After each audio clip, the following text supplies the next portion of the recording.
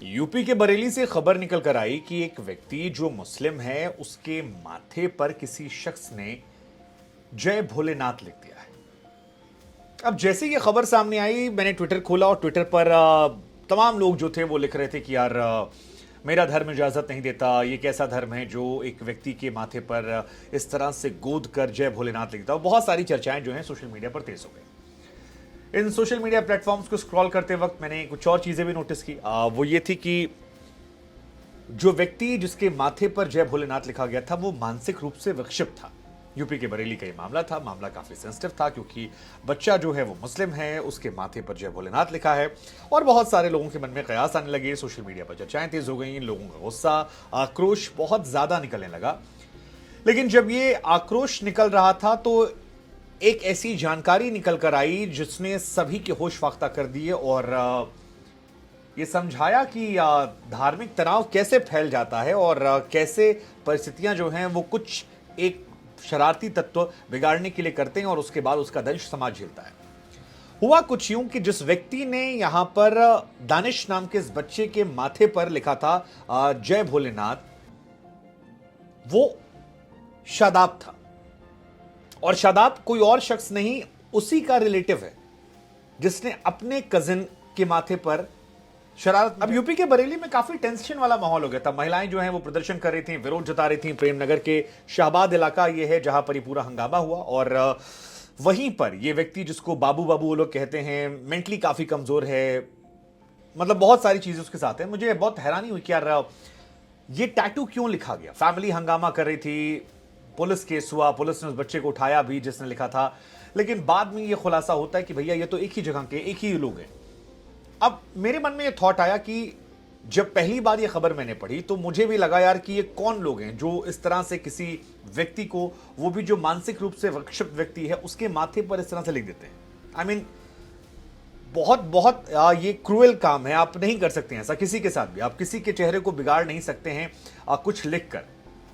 और किसी ऐसे व्यक्ति को जो मानसिक रूप से विक्षिप्त है बिल्कुल नहीं कर सकते आप। मतलब आप इमेजिन कीजिए कि आप जब टैटू करवाते हैं तो आपको दर्द होता है। मैंने नहीं करवाया बट मैंने सुना है काफी दर्द होता है। और आप किसी के फोरहेड पर वो लिख देते हैं, ये बहुत शॉकिंग है। ये मजाक नहीं है और मजाक से ज्यादा ये कम्युनल टेंशन को बढ़ाने वाला है। क्योंकि सोशल मीडिया के दौर में मैं बार बार कहता हूं, ऑपरेशन दंगा में भी हमने दिखाया था कि कैसे मजहबी बातें जो हैं वो निकलती हैं और उसके बाद चारों तरफ फैल जाती हैं और फिर हंगामा होता है, हंगामे के बीच विवाद होता है, विवाद में कई सारे परिस्थितियां खराब होती हैं और फिर बहुत सारी चीजें हो जाती हैं और ये समाज में एक्चुअली में दरार डालती हैं चीजें। हालांकि ये दानिश जो मेंटली डिस्टर्ब है, इसने घर पहुंचकर बताया कि वो अपने कजिन से लगातार रिक्वेस्ट कर रहा था कि आप ऐसा मत कीजिए। बहुत रिक्वेस्ट की लेकिन वो नहीं माना, दर्द से चीखता रहा। उसके बाद उसने जाकर अपनी फैमिली में लोगों को बताया कि उसके साथ क्या हुआ है। फैमिली ने शुरुआत में केस कर दिया था, काफी हंगामा हुआ था। लेकिन बाद में जब पता लगा कि घर का मामला है तो इनके घर वालों ने भी फिर उसकी फैमिली से बातचीत करी और शादाब और दानिश की फैमिली ने मिलकर तय किया कि इस मामले को हम आगे नहीं बढ़ाएंगे।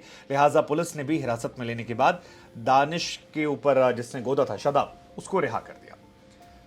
अब मेरे मन में सवाल यह था कि यार आप इमेजिन कीजिए कि समझौता तो चलिए हो गया, लेकिन दो सवाल मेरे मन में रह गए। एक सवाल कि दानिश के माथे पर जो वो लिखा गया है वो कैसे मिटेगा, आप उसके लिए कैसे कॉम्प्रोमाइज कर सकते हैं, आपको सजा दिलानी चाहिए थी। दूसरा, क्या ऐसे मामलों में फैमिली का बंदा था तो समझौता करा देना चाहिए? क्योंकि एक व्यक्ति जिसने शरारत के तौर पर, अब जाहिर सी बात है कि इस व्यक्ति ने जब ये हंगामा किया होगा शादाब ने, तो कुछ तो सोचा होगा जय भोलेनाथ लिखने के पहले। तो वो जो कम्युनल टेंशन बढ़ाने के लिए किया गया था, अगर उससे कम्युनल टेंशन हो जाता, वो तो चलिए अच्छी बात है कि समय रहते एक्सपोज हो गया मामला, सबको पता लग गया कि यार इस तरह से एक ही व्यक्ति था, एक ही चीजें थी, नहीं है मामला। बट अगर ऐसा नहीं होता तो जो पहला परसेप्शन, जैसा सोशल मीडिया पर भी गया, मैंने तमाम लोगों के सोशल मीडिया पर ट्वीट देखे हैं जो लिख रहे थे कि यार मेरा धर्म ऐसा अलाउ नहीं करता। कितना बड़ा बखेड़ा खड़ा हो सकता था। इधर दानिश की फैमिली भी कह रही कि हम जानते हैं कि शादाब की हरकत जो है ये कम्युनल टेंशन बढ़ाने को लेकर है और आप इस तरह से नहीं कर सकते हैं। दानिश की फैमिली हालांकि ये भी कहती है कि ठीक है, हमारी फैमिली का बच्चा है, हम इसलिए वापस ले रहे हैं, लेकिन इसने माहौल बिगाड़ने की कोशिश की थी। पुलिस कह रही है कि भाई जब दोनों परिवार समझौता कर चुके हैं तो फिर हम केस कर ही नहीं सकते हैं। लेकिन मेरा सवाल आप लोगों से है कि प्रथम दृष्टया, जैसे मैं एक बार वीडियो मैंने कहा भी था कि हम उस दौर में जी रहे हैं जहां पर खबर सुनकर हम रिएक्ट करते हैं और बाद में हम फैक्ट चेक करते हैं। तो ये जो रिएक्ट करने की हमारी आदत है, आपको क्या लगता है कि इसकी वजह से कई बार टेंशन बहुत बढ़ जाती है? क्योंकि कोई भी खबर आती है, हम अपने अपने चश्मे से देख लेते हैं कि मुस्लिम बच्चा अगर ऐसा हुआ या हिंदू बच्चा ऐसा हुआ, तो फिर क्योंकि बहुत सारे लोगों के ट्वीट मैंने देखे कि अगर किसी हिंदू बच्चे के माथे पर अल्लाह लिख दिया जाए तो फिर आप क्या करेंगे? और विच इज़ ट्रू, ऐसी घटनाएं कई बार प्रोवोक करती हैं। ये तो चलिए, हम और आप बात कर रहे हैं, हम और आप कम से कम समझने बोलने की स्थिति में हैं, इस खबर को समझ रहे हैं, तो चीज़ें बेहतर होती जा रही हैं। बट अगर ऐसा ना हो तो फिर क्या हो? मतलब ये सवाल मेरे जहन में, इसलिए मुझे लगा आप लोग से पूछते हैं कि ये खबर क्या कोई धार्मिक बखेड़ा खड़ा कर सकती थी? मुझे ऐसा लगता है कम से कम कि ये खबर धार्मिक बखेड़ा बड़ा वाला खड़ा कर सकती थी। लेकिन समय रहते इस खबर के बारे में जानकारियां निकल आई। लेकिन क्या ये जो शादाब नाम का लड़का है, इस पर कार्रवाई होनी चाहिए? वेल, मुझे कम से कम ये लगता है कि फैमिली ने केस वापस भले ले लिया हो, लेकिन कम्युनल टेंशन पैदा करने के आरोप में इस पर कार्रवाई होनी चाहिए। पुलिस को अपनी साइड से एक्शन लेना चाहिए कि यार कोई ऐसा आगे से ना करे। मतलब ये बहुत बहुत खतरनाक हो सकता है।